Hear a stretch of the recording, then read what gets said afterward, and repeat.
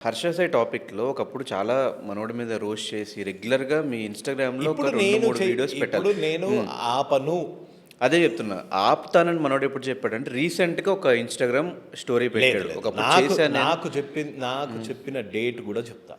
నాకు చెప్పింది జనవరి. బట్ పబ్లిక్‌లో ఎక్కడ చెప్పలేదు కదా!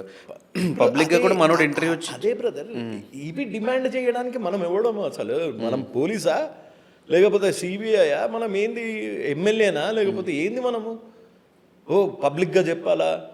పబ్లిక్ అందరి ముందు నేలకు ముక్కు మీరు ఫైట్ రాయాలా? చేసింది అదే కదా! బెట్టింగ్ యాప్స్ నేను ప్రమోట్ చేయడం ఆపమన్నా, ఆపేస్తాను నేను అని. ఆపమన్నా. ఇప్పుడు గీతు నేను ఆపేస్తాను అని చెప్పింది, అది పబ్లిక్ గా చెప్పిందా? హ్మ్.